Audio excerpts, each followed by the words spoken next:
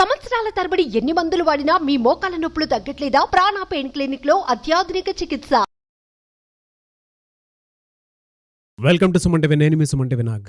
కోల్కతా ఇన్సిడెంట్కి సంబంధించినటువంటి వాటిల్లో ఒక కీలక ఆధారం దొరికి దానికి సంబంధించి సిబిఐ కూడా కోర్టుకి ఎప్పుడైతే సబ్మిట్ చేయడం జరిగిందో, అంటే సందీప్ ఘోష్ గురించి, సందీప్ రాయ్ గురించి, అండ్ దాంతోపాటు అభిజిత్ మండల్ గురించి, అక్కడ ఉండేటువంటి డిపార్ట్మెంట్ అతను ఉన్నారు కదా, అభిజిత్ మండల్. సో వాటికి సంబంధించినటువంటి వాటిల్లో సిబిఐ విచారణ చేస్తూ ఉంటే కొన్ని కీలక విషయాలు బయటపడటం జరిగాయి. కోర్టు కూడా దానికి ఏకీభవించినట్లయితే మనకు తెలుస్తూ ఉంది. దీనికి సంబంధించినటువంటి వాటిల్లో కొన్ని కీలక అప్డేట్స్ అయితే వచ్చే అవకాశం ఉందని చెప్పేసి అంటూ ఉన్నారు. సో అవేంటనేది ఈ రోజు మనతో పాటు హైకోర్టు అడ్వకేట్ రవీంద్రనాథ్ గారు ఉన్నారు. వారి మాటలు తెలుసుకుందాం. Hello sir. హాయ్ అండి నాగరాజ్ గారు.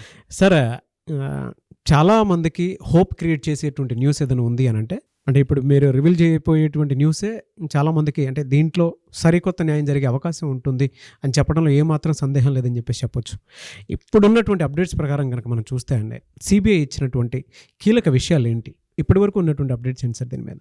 నాగరాజ్ గారు, మన భారతదేశ అధికారిక చిహ్నం 3 సింహాలు. ఆ కింద ఒక వర్డ్ రాసి ఉంటుంది, సత్యమేవ జయతే అన్న వర్డ్. బహుశా న్యాయస్థానంలో కూడా కింద వర్డ్ కనిపిస్తుంది, సత్యం జయిస్తుందని. ఎప్పటికైనా సత్యం జయిస్తుంది. ఈ విషయం మరొకసారి మనకి Calcutta rape and murder case సంబంధించి ఈ సత్యమేవ జయతే అన్న వర్డ్ ఏదైతే ఉందో, అన్నటువంటి సూక్తి ఏదైతే ఉందో, అది మరొకసారి నిదర్శనం అవుతుంది. ఎందుకు ఈ మాట చెప్తున్నానంటే నాగరాజ్ గారు, నిన్న సిబిఐ యొక్క దర్యాప్తు సంస్థల యొక్క కీలకమైనటువంటి విషయాలు, ఎంత కీలకమైన విషయాలంటే మొత్తం ఎంటైర్ ఈ స్టోరీ సంబంధించి ఏదైతే ఉందో, అభయ సంబంధించినటువంటి విషయం ఏదైతే ఉందో, దానికి సంబంధించి ఒక నిగూఢమైనటువంటి, ఒక రహస్యమైనటువంటి, ఒక గుహ్యమైనటువంటి ఒక విషయం వెలుగులోకి వస్తుంది. అదే సత్యం జయిస్తుంది. ఏమిటా సత్యం, ఏమిటా డీటెయిల్స్, మనం డీటెయిల్స్లోకి వెళ్దాం నాగరాజ్ గారు. అందులో భాగంగా ముఖ్యంగా సిబిఐ దర్యాప్తు సంస్థలు గడచిన కొద్ది రోజులుగా మన సందీప్ ఘోష్ గారి ఇంటి మీద దాడి చేశారు. ఇంటి మీద దాడి చేసినప్పుడు కొన్ని కీలకమైనటువంటి పత్రాలు లభించాయి. అందులో మనం చెప్పుకున్నాం, సుమారుగా 288 పేజీలు సరిపోయినటువంటి ఒక ఆర్టీఐ పత్రాలు వెలుగులోకి వచ్చాయి అని చెప్పి. అంటే ఎవరైనా సరే సమాచార హక్కు చట్టం ప్రకారం ఏదైనా ఒక ఇన్ఫర్మేషన్ తెలుసుకోవాలని చేస్తే దానికి సంబంధించి గవర్నమెంట్ డిపార్ట్మెంట్స్ ఆ యొక్క ఇన్ఫర్మేషన్ రిలీజ్ చేయడం ఈ యొక్క సమాచార హక్కు చట్టం యొక్క రూల్స్ అండ్ రెగ్యులేషన్స్. కానీ దారుణమైన సంఘటన ఏమిటంటే, ఎవరైతే ఇన్ఫర్మేషన్ కావాలని చెప్పి వేశారో వాళ్ళ యొక్క ఫస్ట్ కంప్లైంట్ లెటరు అట్లాంటివి కొన్ని సుమారు 288 లెటర్లు సంపాదించి అట్లాంటివి ఈయన ఒక ఇంట్లో లభించాయి. దీనికి సంబంధించి సిబిఐ వాళ్ళు అవన్నీ వెలుగులో తీసుకొస్తే విస్తుపై నిజం ఏంటంటే, అందులో మ్యాక్సిమం ఉన్నవి ఎవరైతే అభయ అని చెప్తున్నామో అభయకి సంబంధించిన కొన్ని కంప్లైంట్ లెటర్స్ ఉన్నట్టుగా సిబిఐ వాళ్ళు కన్ఫర్మేషన్ చేయనట్టుగా చెప్తున్నారు విషయానికి. అంటే అభయ సంబంధించి, సందీప్ ఘోష్ యొక్క అక్రమాలకు సంబంధించి, ఆయన యొక్క అవినీతి ఆరోపణలకు సంబంధించి ముందుగా అభయ సస్పెక్ట్ చేశారు అన్న విషయం ఎలా కన్ఫర్మ్ చేశారు అంటే సిబిఐ వాళ్ళు, దీనికి నేను ఇప్పుడు చెప్పబోయే విషయం దీనికి బలాన్ని చేకూరుస్తుంది నాగరాజ్ గారు. ఏమిటా ఈ విషయం అంటే, సందీప్ ఘోష్ వాడుతున్నటువంటి మొబైల్స్ని, ఎలక్ట్రానిక్ గాడ్జెట్స్ని తీసుకున్నారు, తీసి మొత్తం చెక్ చేశారు. చెక్ చేస్తే చాలా వరకు మెసేజెస్ డిలీట్ అయిపోయి ఉన్నాయి. ముఖ్యంగా వాట్సాప్ మెసేజెస్ అన్నీ కూడా డిలీట్ అయిపోయి ఉన్నాయి. ఆ డిలీట్ అయిపోయిన మెసేజ్ని వీళ్ళు ఏం చేశారంటే, మనకున్నటువంటి టెక్నాలజీ పరంగా ఆ వాట్సాప్ యొక్క అధికారిక సభ్యులు ఎవరైతే ఉంటారో, సంస్థలు ఉన్నారో, ముఖ్యంగా సుప్రీంకోర్టు ఆజ్ఞ ఇచ్చిందంటే ఎవరైనా ఇన్ఫర్మేషన్ చెప్పాల్సిందే. అయితే ఈ వాట్సాప్ చాట్లోను టెక్స్ట్ మెసేజ్లోను ఉన్నటువంటి సుమారుగా కొన్ని వందలాది మెసేజ్లు అందులో ఉన్నాయి. కొంతమందితో మాట్లాడే ఇన్ఫర్మేషన్ అంతా అందులో దాగి ఉంది. సో దాన్ని ఏం చేశారంటే డీకోడ్ చేశారు. మొత్తం వాట్సాప్ చాట్ మెసేజ్ని కూడా డీకోడ్ చేశారు. అందులో వాయిస్ మెసేజెస్ ఉన్నాయి, టెక్స్ట్ మెసేజెస్ ఉన్నాయి, రకరకాల మెసేజెస్ ఉన్నాయి. డీకోడ్ చేస్తే అందులో ఒక విస్తుపై ఒక్క వార్త మాత్రం మన బయటకు వచ్చింది. చాలా విషయాలు సిబిఐకి ఒక వెలుగులోకి వచ్చాయి, కానీ ఒక న్యూస్ మాత్రం వెలుగులోకి వచ్చింది. ఆ ఒక మెసేజ్ మాత్రం బయటకు రిలీజ్ అయింది. ఏమిటా మెసేజ్ అంది మీతో పంచుకుంటాను నాగరాజ్ గారు. డెఫినెట్గా అండి, ఈగర్లీ వెయిటింగ్ అండి. అది యాక్చువల్గా ఒక బెంగాలీ వర్డ్లో ఉంది. సందీప్ ఘోష్ వేరే వాళ్ళతో మాట్లాడుతున్నాడు. అది బెంగాలీలో ఎలా ఉందంటే, మీటాకుబ్ బాడాబడి కోర్చి, మీటాకుబ్ బాడాబడి కోర్చి. ఇది యాక్చువల్గా బెంగాలీలో ఉన్నటువంటి ఒక వర్డ్, ఒక వాయిస్ సందీప్ ఘోష్ పక్క వాళ్ళతో మాట్లాడుతున్నట్టుగా ఉన్నటువంటి ఒక వాయిస్ మెసేజ్ దాంట్లో దొరికింది. దాని మీనింగ్ ఏమిటి అని డీకోడ్ చేస్తే మనం ఇంగ్లీష్లో చెప్పాలంటే, the girl crossed her limits, the girl crossed her limits. దాన్ని ఇంకా చెప్పాలంటే, ఆమె చాలా దూరం వెళ్ళింది, ఆమె తన హద్దులు దాటింది అన్న వర్డ్ని మనం తెలుగులో ట్రాన్స్లేట్ చేసుకోవచ్చు. ఇక్కడ the girl crossed her limits, బెంగాలీలో మీటాకుబ్ బాడాబడి కోర్చి అన్న వర్డ్. దీని మీనింగ్ ఏమిటి? ఇక్కడ గర్ల్ ఎవరు, ఎవరికి చెప్తున్నారు, ఈ మెసేజ్ ఎవరికి ఫార్వర్డ్ చేశారు, ఇవి సిబిఐ యొక్క దర్యాప్తులో క్లియర్గా ఉన్నాయి. బట్ మనకి ఇంకా అందలేదు ఇన్ఫర్మేషన్ సంబంధించి. అయితే మనకు దొరికినటువంటి ఇన్ఫర్మేషన్ ప్రకారం దీన్ని మనం డెవలప్ చేసుకుంటూ వెళ్తే తెలిసిన విషయం ఏమిటంటే, ఇది అభయ అన్నటువంటి అమ్మాయి సంబంధించి ఈమె ఎక్కడైతే ఈ పల్మనాలజీ డిపార్ట్మెంట్ ఎక్కడైతే ఉందో ఇక్కడ ఇస్తున్నటువంటి మెడిసిన్స్ అన్నీ కూడా చాలా వరకు నాణ్యత లేనటువంటి మందులన్నీ కూడా సప్లై చేస్తున్నారు. ఈ మందులు ఇవ్వడం వల్ల చాలామంది రోగులు తమ యొక్క స్వస్థత అంటే తమ రిలీఫ్ కాలేకపోతున్న మెడిసిన్స్ అని చెప్పి ఒక లెటర్ పెట్టడం జరిగింది. హాస్పిటల్కి ఈ మెడిసిన్స్ మీరు ఏవి ఇస్తున్నారు, మెడిసిన్స్ కరెక్ట్గా లేవని చెప్పి కంప్లైంట్ పెడితే అధికారులు ఆమె యొక్క పత్రాన్ని బుట్టదాఖలు చేశారని, దీని మీద చాలా అలిగేషన్స్ ప్రయత్నం చేశారు. అయినప్పుడు కూడా ఎవరు పట్టించుకోలేదు. అయితే ఈమె చాలా రిపోర్ట్స్ కంటిన్యూ పెడుతుందని ఈ విషయం మెల్లమెల్లగా అక్కడ ఉన్నటువంటి మన సందీప్ ఘోష్, ఎవరైతే ప్రజెంట్ మాజీ ప్రిన్సిపాల్గా ఉన్నటువంటి సందీప్ ఘోష్ ఆయన యొక్క నోటీసులోకి వెళ్ళిందని, సందీప్ ఘోష్ ఆమెను పిలిపించి మందలించాడని, అయినప్పుడు కూడా ఆమె వినలేదు.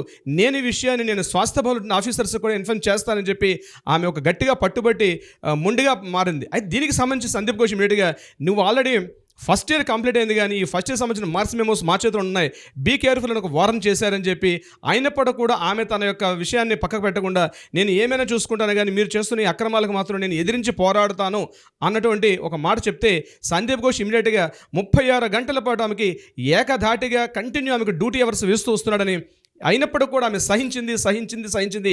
అయితే ఆ తర్వాత జరిగినటువంటి పరిణామాలు ఎక్కడ దారితీస్తాయి, ఎటువంటి సిచ్యువేషన్స్ దారితీస్తాయి, మరి ఇప్పుడు జరిగినటువంటి రేప్ అండ్ మర్డర్ ఆమెకు ఇందులో ఎవరి పాత్ర ఉంది, సందీప్ ఘోష్ యొక్క పాత్ర అనుమానాస్పదంగా మనం ఉన్నప్పుడు కూడా ఈరోజు ఏదైతే మనకు వాట్సాప్ మెసేజ్లో రిలీజ్ అయినటువంటి ఇన్ఫర్మేషన్ చూస్తే ఖచ్చితంగా సందీప్ ఘోష్ యొక్క పాత్ర ఇందులో ఉంది. ఈ రేప్ అండ్ మర్డర్లో ఖచ్చితంగా సందీప్ ఘోష్ యొక్క పాత్ర ఉంది. అయితే తను డైరెక్ట్గా ఇన్వాల్వ్ అయ్యాడా లేకపోతే ఎవరినైనా ప్రేరేపించాడా, ఇందులో ఎవరెవరు వ్యక్తులు పార్టిసిపేట్ చేశారన్నది బహుశా మనకి నెక్స్ట్ ఎపిసోడ్లో మనకు తెలిసే అవకాశం ఉంటుంది నాగరాజు గారు. అయితే సంజయ్ రాయ్ అనే వ్యక్తి కేవలం ఒక జస్ట్ ఇన్స్ట్రుమెంటేనా సంజయ్ రాయ్, లేకపోతే సంజయ్ రాయ్కి సంబంధం ఉందా? అయితే ఇప్పుడు దొరికినటువంటి ఆధారాలను బట్టి మనం పరిశీలిస్తుంటే సంజయ్ రాయ్ కేవలం జస్ట్ ఒక ఇన్స్ట్రుమెంట్ మాత్రమే. యాక్చువల్గా జరిగిందంతా కూడా చేసిందంతా కూడా సందీప్ ఘోష్ ఇతనితో పాటు ఉన్నటువంటి మరికొంతమంది కీలకమైనటువంటి డాక్టర్ల యొక్క బృందం ఈ యొక్క విషయంలో కొంత పార్టిసిపేట్ చేశారని మనకు తెలియకనే తెలుస్తుంది మనకి ఇప్పుడు అందరి న్యూస్ ప్రకారం. ఇందులో ముఖ్యంగా ఈయన యొక్క అవినీతి ఆరోపణలు ఏవైతే ఉన్నాయో, ఈయన చేసినటువంటి చాలా అవినీతి ఆరోపణలు, ముఖ్యంగా హ్యూమన్స్ ట్రాఫికింగ్ అంటే స్త్రీల యొక్క హ్యూమన్ ట్రాఫికింగ్ కావచ్చు, లేకపోతే అవయవాల స్మగ్లింగ్, దానికి సంబంధించిన డాక్యుమెంట్స్ కూడా ఈయనకి ఆఫీసులో ఉండాల్సిన చాలా డాక్యుమెంట్స్ ఈయనకి ఇంట్లో దొరకడం, ముఖ్యంగా అవయవాల స్మగ్లింగ్ సంబంధించి ఏవైతే కొంతమందితో సంప్రదింపులు జరిపినట్టుగా ఉన్నటువంటి పేపర్స్ కూడా ఈయన ఇంట్లో కీలకంగా దర్యాప్తు దొరికింది. దీని మీద ఈడీ వాళ్ళు కానీ సిబిఐ వాళ్ళు అట్ ద సేమ్ టైం చేస్తుంటే ఈ విషయాల్లో చాలా విస్తుపోయి నిజాలు. అందుకే మన సిజే చంద్రచూడ్ గారు ఒక మాట అన్నారు, దర్యాప్తులో కీలకమైనటువంటి మమ్మల్ని కలవరపెట్టే అంశాలు చాలా వరకు ఉన్నాయి అని ఏదైతే మాట్లాడడం జరిగిందో, బహుశా మనకు అందిన న్యూస్ ప్రకారం చూస్తుంటే బహుశా రేపు అక్టోబర్ 1 ఏదైతే ఈ ట్రయల్స్లో భాగంగా రిలీజ్ చేసే న్యూస్ డెఫినెట్గా ఒక సంచలనాలకు నాంది కాబోతుంది.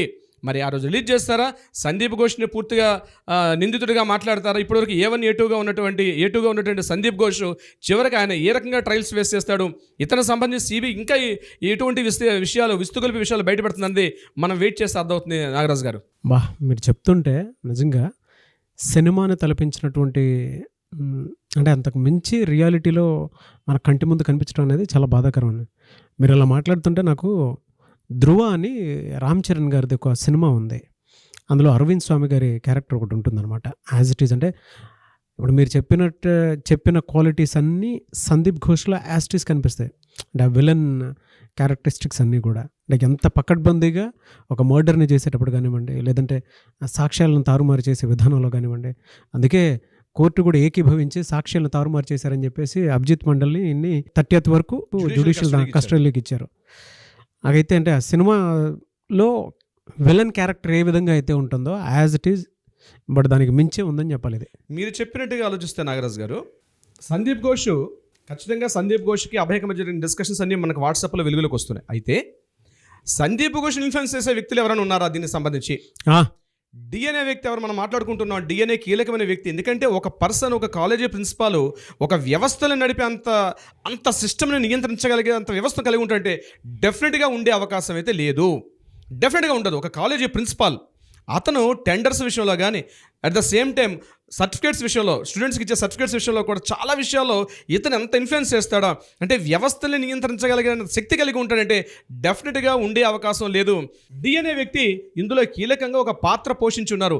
మరి డిఎన్ఏ వ్యక్తి ఎవరన్నది తొందరలోనే వెలుగులోకి వస్తుంది. ఇక్కడ కీలకమైన విషయం ఏంటంటే అభిజిత్ మండల్తో కలిసి ఈ విషయం ఎప్పుడైతే జరిగిందో, రేప్ అండ్ మర్డర్ జరిగిందో, అభిజిత్ మండల్ తలా పోలీస్ స్టేషన్లో మెయిన్ SHO ఎవరైతే ఉన్నారో అతనితో కలిసి పూర్తిగా సాక్షి ఆధారాలను కూడా తారుమారు చేశారని దర్యాప్తు సంస్థ అయినటువంటి CBI ఆరోపించింది. అంటే ఈవెన్ పేపర్స్ను కూడా, డాక్యుమెంటేషన్ కూడా మార్చేశారు. అంటే ఏమిటి, ఎంత తెగించారంటే ఒక అమ్మాయి ఎదిరించి పోరాడితే, ఒక హాస్పిటల్లో ఎదిరించి పోరాడితే చివరిగా ఆమెకు రేప్ చేసి అత్యంత పాశవికంగా, అత్యంత హేయంగా, అత్యంత దారుణ స్థితిలో అంత దారుణంగా చంపడం అన్నది, అంటే ఇంతకుముందు ఆర్జేకర్ హాస్పిటల్లో చాలా సంఘటనలు జరిగాయి. అంటే ఇంకొక వ్యక్తి ఇంత దారుణంగా ప్రశ్నించకూడదు, మేము పూర్తిగా వ్యవస్థలు నియంత్రిస్తాం కాబట్టి ఎవరినైనా మమ్మల్ని ఎదురు నిలబడితే వాళ్ళకి ఖచ్చితంగా ఇదే గతి పడుతుంది అని చెప్పడానికి కోసం చెప్పి ఇంత పాశవికంగా ప్రవర్తించే పరిస్థితి వచ్చిందని నేను అనుకుంటున్నాను నాగరాజు గారు.